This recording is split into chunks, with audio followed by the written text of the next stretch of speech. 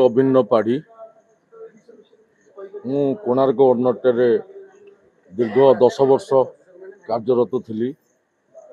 ତାପରେ କଳିଙ୍ଗ ଗଣନାଟ୍ୟରେ 5 ବର୍ଷ, ତାପରେ ଧଉଳିରେ 3 ବର୍ଷ, ତାପରେ ବାଘା ଯତୀନରେ ବର୍ଷେ, ତାପରେ ଚକଲେଟ ରଙ୍ଗମଞ୍ଚ, ତାପରେ ହଉଛି ଯାଜ୍ଞସେନୀ। ବିଗତ ବର୍ଷ ଭିତରେ ଯାଜ୍ଞସେନୀରୁ ବର୍ତ୍ତମାନ ମୁଁ ଆସିଛି ଗ୍ରାଣ୍ଡ ମହଲ।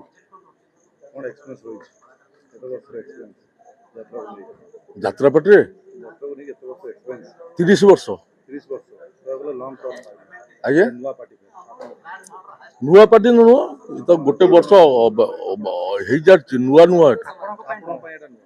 ମୋ ପାଇଁ ନୂଆ, ମୋ ପାଇଁ ନୂଆ, ମାଲିକ ନୂଆ, ଆଉ ମୋର ଯିଏ ମତେ ଆଣିକି ଯାତ୍ରା ଜଗତରେ ଏଇ ଅନୁଷ୍ଠାନରେ ପହଞ୍ଚିଛନ୍ତି ବିପ୍ଳବ ବାବୁ, ସିଏ ମୋର ଯାତ୍ରା ଜଗତରେ ସିଏ ଜଣେ ସୁପରିଚିତ ଏବଂ ଭଲ ପରିଚାଳକ।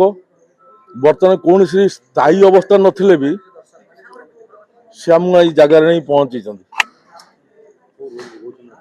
ଆଜ୍ଞା, କୋଉ ରୋଲ ଆପଣ ପଚାରୁଛନ୍ତି? ମୁଁ ଜାଣିଲେ ମୋ ମୁହଁ ଦେଖିଲେ ଲୋକ ଜାଣିଦେବେ ମୁଁ କିଏ। ଆଉ କୋଉ ରୋଲ ପଚାରୁଛନ୍ତି? ନାଇଁ, ମୋ ମୁହଁ ଦେଖିଥିଲେ ଲୋକ ଜାଣିବେ। ଅଭିନୟ ପାଢୀ କହିଲେ ଲୋକ ଜାଣିବେ।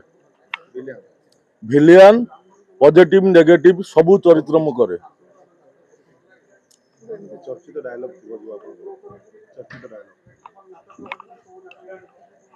ଯୋଉଟା ଲୋକ ମନରେ ଭୁଲ